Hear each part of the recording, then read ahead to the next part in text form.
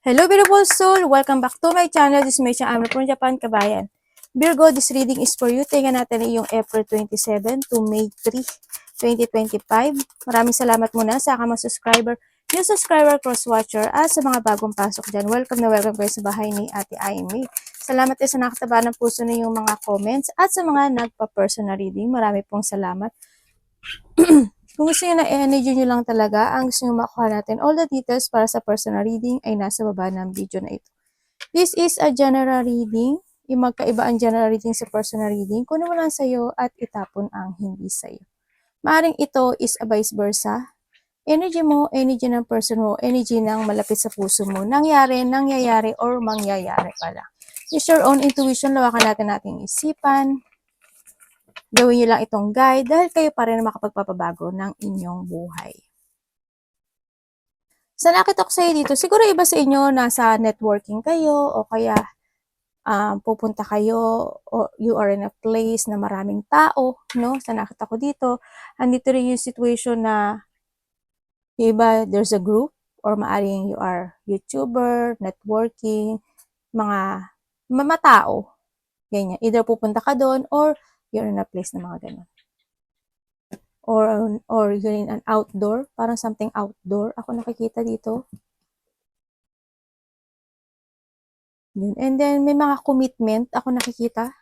Maaring may tao na magko-commit sa'yo, or may tao na magkakaroon ng dealing sa'yo, or ikaw makikipag-deal, makipag-usap. Sa nakita ko dito, yung iba naman, may mga promises, commitment, partnership, or a contract. Ako nakikita dito. May ganun. Siguro, when it comes dito sa siguro may makikipag-usap ka sa isang tao, then sa commitment, may mga dealing kayo na gagawin, mga sitwasyon na gano'n. No? Magkakaroon ng communication, or makaka-receive ka maaari ng sa iba ng information, communication and information. And then also, may mga sitwasyon na iintindihin mo o iintindihin mo na lang o maiintindihan mo. Ganun. It's more on peaceful. This week, ang nakikita ko sa'yo dito, andito yung peaceful of mind, andito yung sitwasyon na mas more kang magiging matured. Sa maturity kasi ako nakikita sa'yo. Meron din ako nakikita dito na retirement. Hindi ko alam kung ikaw or someone na malapit sa puso mo, there's a retirement situation. Ako nakikita dito. Iba dito, may mga pupukusan na daw kayo. Pagbabalik ng iyong energy, pagbabalik ng iyong sigla, this time sa nakita ko, there's a positivity, happy naman na magaganap ang mangyari sa'yo. Yun nga lang, minsan siguro, may mga ini-illusion ka, may mga iniisip ka gabi-gabi, or may mga sitwasyon na magkakaroon ka ng reflection from the past, ganyan, o kaya may lungkot ka lang na mararamdaman, no, this week. Pero may mga, titingnan ko siya, positive naman siya. Siguro may mga konting sitwasyon lang na magkakaroon ka ng emotions sa iba sa inyo. May iba sa inyo, may mga imagine, may imagination ako nakikita sa inyo, and then also may mga papuri also na magaganap, o maaring pupurihin mo o pupurihin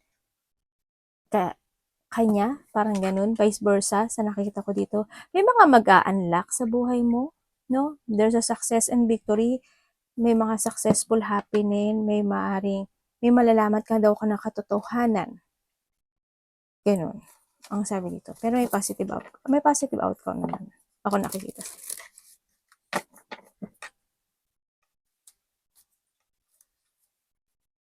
Hindi ko na alam kung kayo is, parang there's a audience, ako nakikita. Hindi ko alam kung artista ka, networking ka, or their government, or ang place mo talaga is maraming tao, or something government. Maaring may pupuntahan ka, di ba? Na related ang government, or related ang mga papeles, arte mo ate, papeles, or documents, mga ganyan, ako nakikita sa'yo. Or maaring ganun yung nakikita kong sa'yo. Tingnan natin ang energy mo. May mga emotions. Pero tayong Gemini, Capricorn, Leo. Yun. Nakakonect ka doon. Energy ni Virgo.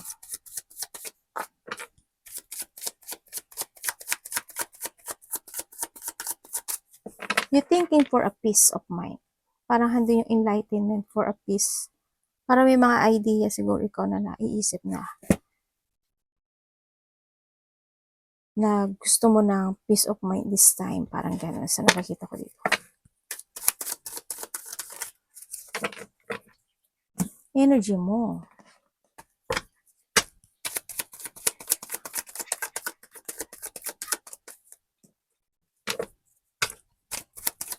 Anong nga nito, universe?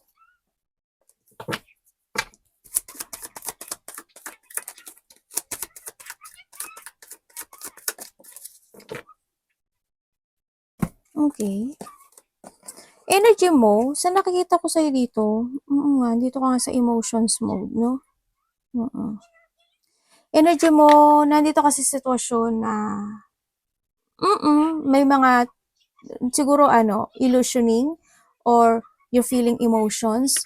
Ako nakikita dito, magkakaroon ka ng self-evaluation sa iba sa inyo this week, sa mga gusto mong gawin, o gusto mong tahakin, o gusto mong, parang there's an idea to pursue yung goal na yun no? Sa nakita ko dito. Ganon.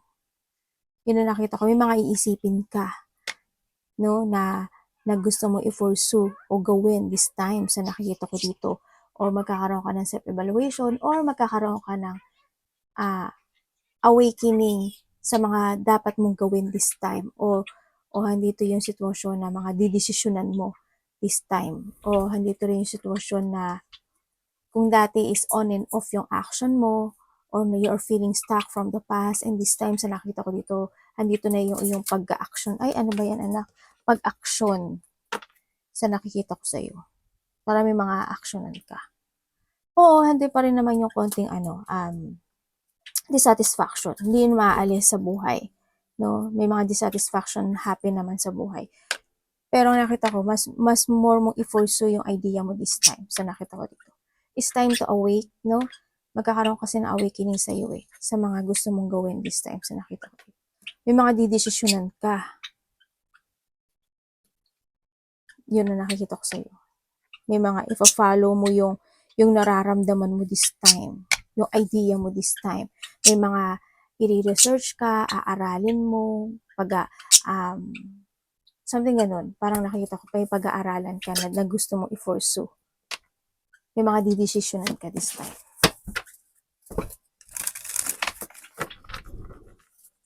Mari may mga ile-let go ka na this time. Pag let go, ganyan. Tingnan natin ang parating kay Virgo.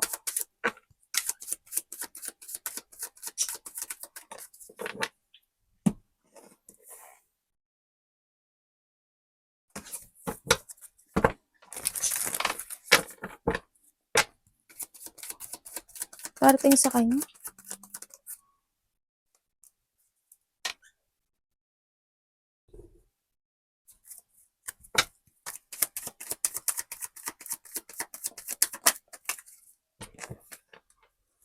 Tapos na po to, universe.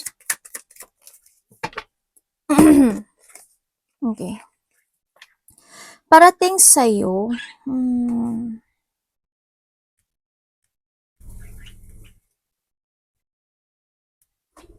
sana hindi lahat, no? Sana wag naman lahat. Sa nakikita ko dito, may mga sitwasyon ako na nakikita. Kasi may tao dito na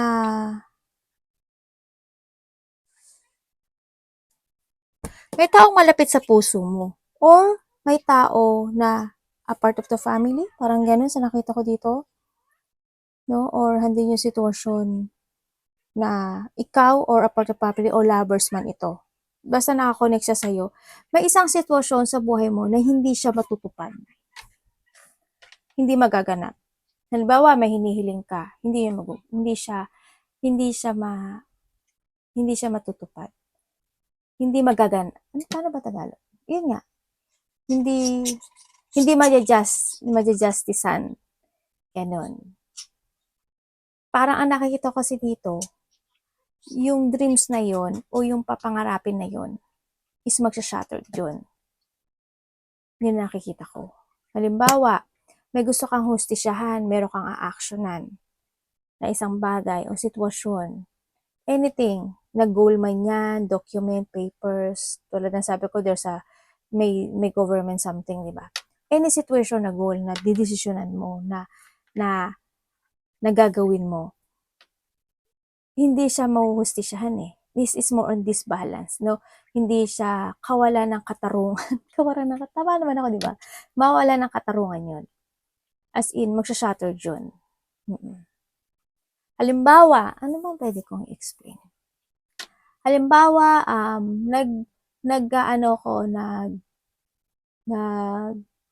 aasikaso ako ng papeles ko when it comes sa sasakyan ko. Halimbawa lang tapos, nagpunta ako sa Konos, ganyan, o kaya doon kung ano man yun dyan sa Pilipinas. Nagpunta ka doon sa ng driver, sa sasakyan mo. Nagpunta ka doon, pero hindi siya, yung pagpunta mo, yung ini-expect mo, hindi pala. Ibig sabihin sa'yo, ay, sorry, kulang. Ay, sorry, hindi to pwede. Ay, sorry, bumalik ka na lang. Parang, example ko lang yun ganun ang nakikita ko sa'yo. Sa iba sa inyo. Yun ang parating sa'yo. O kaya naman, wag naman sana lahat, kasi there's a corruption. Halimbawa, lalo naman sa Pilipinas, di ba? Kapag yung mga ganung part, kaya ka i-reject kasi gusto lang nila ng lagay. Kasi may nakikita rin ako ditong corruption. Yun ang nakikita ko. Yan o.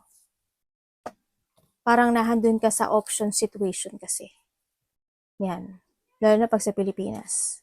Para maaring mangingi lang silang lagay. Kasi basta doon sa corruption, ganyan, may mga injustice, may mga sitwasyon na magiging unfair, may mga sitwasyon na may tao na magiging dishonest. Ako nakikita dito. Ganyan. Sa nakita ko. Magkakaroon ng isang connection na hindi magiging totoo or magsisinungaling siya or unfair or ganun. May isang bagay o may sitwasyon na hindi magiging maganda yung bunga. Tingnan natin ang dapat iwasan. Ano dapat iwasan ni Virgo? Universe.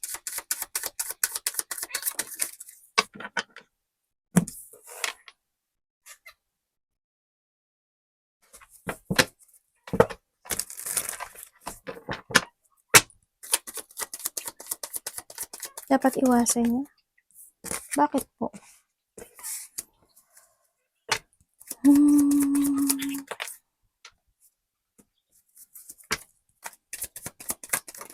Ala, ano ba? Yung card mo, nagtalampunan na. Okay. Iwasan mo daw, jongit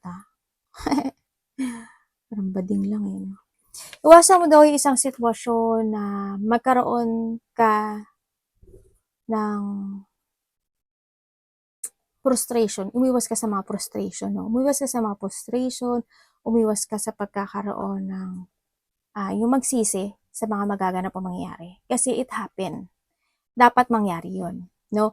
Umiwas ka sa isang sitwasyon na magkakaroon ng isang dealing because of dahil lang sa pagsisinungaling. Tulad ng sabi ko dito, di ba, may ganun. Na maaari may corruption o kaya may mga something happen na hindi magiging maganda. Sa nakita ko dito, yun, umiwas ka lang doon sa mga taong dishonest, umiwas ka sa mga tao na lilinglangin ka, dadayain ka, umiwas ka sa situation na ma-overcommit ka in a wrong situation, mga ganyan. Kung saan mga aspeto ng buhay mo yan. Yun, iwasan mo din ma-disorganize ka, iwasan mo yung makipagkasundo sa mga maling tao o maling sitwasyon. Yan, iwasan mo yun. Yun. Yun ang nakikita ko dito. And then, yung malack of plano ka or malack of confidence ka, iwasan mo yun sa malack of confidence ka sa mga gagawin mo. No? Umiwas ka sa mga ganong sitwasyon. May nakikita akong moving home. Hindi ko alam in what way yung moving home. Di ko alam kung may lumipat o may lilipat. May nakita akong gano'n. May mga sitwasyon na nag-failed, ano? May mga sitwasyon na hindi naging maganda. There's a chaos, nagkaroon ng hindi stable na sitwasyon dito. Maaaring nagkaroon ng pagpaplano, tapos hindi naging maganda, nag-fail, or hindi nag-success. May mga tao or may tao na hindi sila very supportive sa'yo pero andito yung panglilin lang o pandaraya nila sa'yo.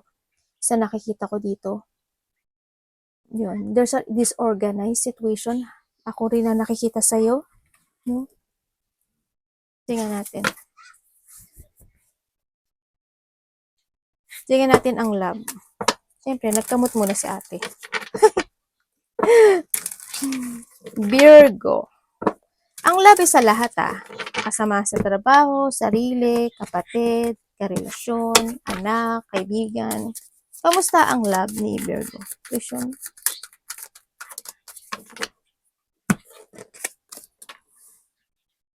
Magkakaroon ng magkakaroon ng something collaboration. You're doing something creativity. Maaring magkakapatid, maaring kaibigan, magkakaroon ng ayaan, no? O kaya sa iba dito is ikaw or siya, baliktaran They giving you a love or you give your support or vice versa. May nakita akong ganun. When it comes to a love,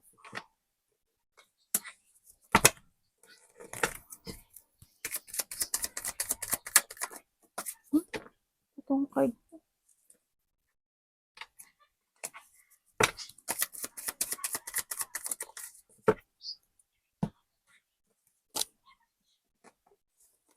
Okay, when it comes to a love, kung kayo is magkahiwalay nitong tao na to, nagkaroon ng sadness, nagkaroon na, wala na yung trust sa isa't isa, no? Hindi yung sitwasyon na nagkaroon ng mga biglaan siguro, ganyan, nagkaroon ng pambabastos o hindi naging maganda yung pag-uusap nyo sa nakita ko dito, o hindi yung na-burnout ka, no? Sa nakita ko. O isa sa inyo na burnout. Naaring kinat mo na rin to sa buhay mo, inalis mo na siya sa buhay mo. Yun. And then kung kayo is magkasama nitong tao na to, pero ang nakikita ko kasi sa'yo dito, maaring kung kayo is nagkahiwalay nitong tao na to, maaring mag-a-apology to sa'yo at hihingi ng tawad. Kasi gusto niya uli ng new beginning. Or ikaw to or hando pa rin yung pagmamanifestation na sana magkaroon uli kayo ng bagong simula. Sa iba sa inyo, kung kayo is magkasama nitong tao na to, sa nakita ko dito, kahit mahirap yung inyong relasyon, o kahit na syempre, sa relasyon naman may mga, minsan, parang heartbeat yan, di ba? Minsan okay, minsan hindi, minsan okay. Natural yun. Kahit may mahirap, kahit may mga sad na sitwasyon, handun pa rin yung sitwasyon na pinipilit nyo pa rin na ipaglaban yung relasyon na to sa nakikita ko dito. Kahit na may konting lungkot, ako nakikita. Isa sa inyo mataas ang ego, no, nakikita ko dito. Kahit na minsan nawawalan ka ng trust, o siya is nawawalan ng trust sa'yo, basta baliktaran tayo Yun. Kahit minsan nagkakaroon ng mga doubt sa isa't isa, sa nakikita ko dito. Kahit na minsan, yung pero kasi nakita ko sa inyo, kanya-kanya kayo ng focusing sa isa't isa. Kung kayo magkarelasyon nito, kanya-kanya kayo ng focusing. May pinofokusan siya, may pinofokusan ka. May hinihiling siya, may hinihiling din ikaw. Yun na nakikita ko sa inyo. Sa isa't isa. Ginagawa mo yung creativity mo, ginagawa niya rin creativity niya. Pero nakikita ko naman sa inyo na kahit pa paano naman, nagkakaroon naman ng balansihan o nagkakaroon naman ng nandun naman yung faith nyo sa isa't isa na kayo, kahit na minsan mahirap, kahit na minsan hindi nagiging maganda o na-unfocus to each other kayo sa nakikita ko. Andun lang yung wala lang, dyan lang kayo. Yun lang. So, nakita ko dito.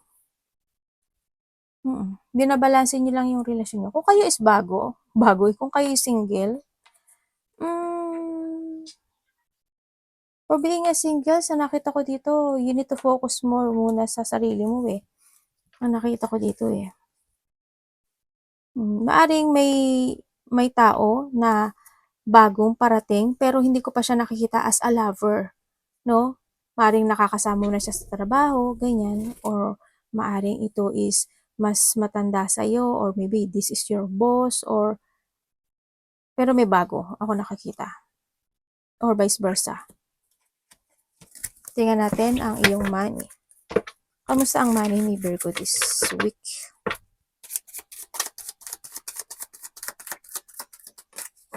Uy, the Wheel of Fortune to ah. Diba? Lalo. Universe, ano pong ano nyo kay Wheel of Fortune? Money ni Virgo.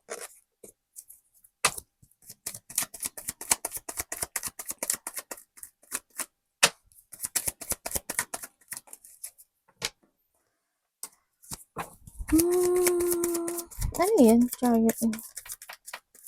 Universe, paki-explain mo nga sa akin to. Oh, we have the world. Okay. Iba dito siguro na kung kayo is may travel, in a divine timing, maaring maganap ito. Huwag ka lang daw susuko. Kasi sa ngayon, may mga needs na i-fix or ayusin o asikasuhin, no? When it comes to your money, di ba na-interrupt pa ako? sorry. Anak ko. Arigato. Daijoubu yung mami, daijoubu na kala. When it comes to your money, sa nakikita ko sa'yo, nandito naman yung confident mo no? You're starting to begin a cycle ang buhay mo. Nandito yung confident mo na inaayos mo yung pera mo this time, no? Yun nga lang, may mga time na uncontrolled tong sitwasyon na to, may mga time na medyo magulo, kasi maaring hindi mo hawak. Halimbawa, wala na kung may business ka, di ba? O kaya, halimbawa, may mga pinaghuhugutan ng pera. Hindi mo control kung ano yung lalabas o kikitain mo doon no? Kaya may mga uncontrolled situation.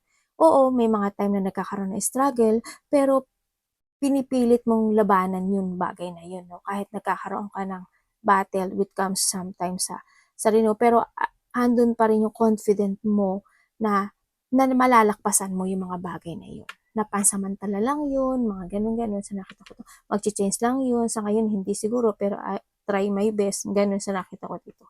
Nakita ko na yung pagsasaayos mo dito sa iyong kaperahan. Kumbaga may knowledge ka how to fix yung iyong pera this time sa nakikita ko dito.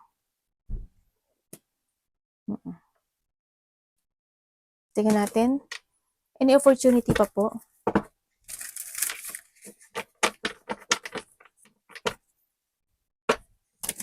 Virgo.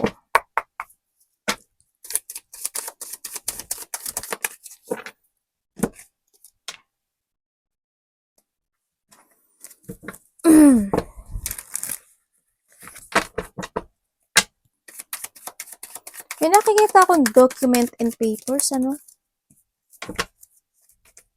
Opportunity.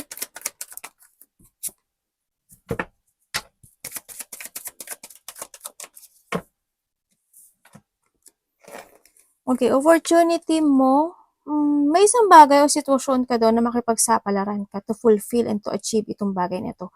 Pero ang nakikita ko dito, walang direction siya. Medyo stagnant ito, no, sa nakikita ko dito. Yun, stagnant yung gagawin mo na yun, na pakipagsapalaran.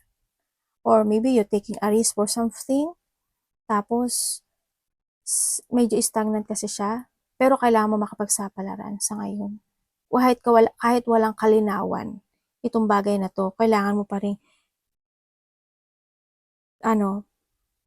mag-take a risk ka dito sa bagay na to, sa nakita ko dito. Huwag ka daw ihinto. Ang dalawa yung devil mo, panalo. Kung ano mga aspeto ng buhay mo to, no? And then, ano pa yung nakikita ko dito? Sorry. Merong ano dito, no?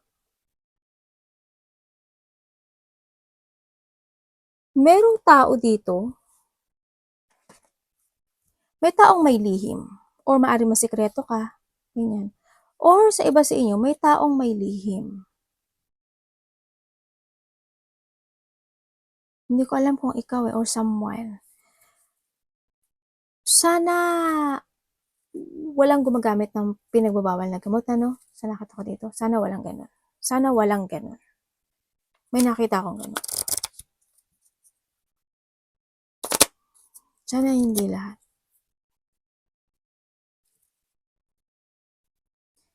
Yun lang. Yung iba dito, parang yung starting, may i-start ka na isang project. Parang ganun sa iba sa inyo. Pero hindi ko pa nakikita yung ano na yun eh. You try your best lang. Makipagsapalaran ka lang. Alam mo, kung gusto mo mag-travel, maaaring gagawin mo lang, tatry mo lang kung makapag-travel ka. Pero kung mag-travel ka, stagnant pa to ha. May mga ayusin ka pa daw eh. Advice. May dapat kang i-fix. Advice po, universe.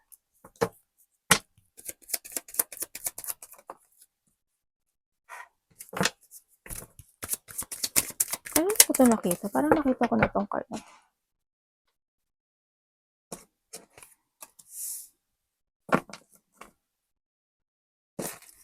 Ang advice sa iyo. Okay. Ang advice sa iyo, sinasabi dito,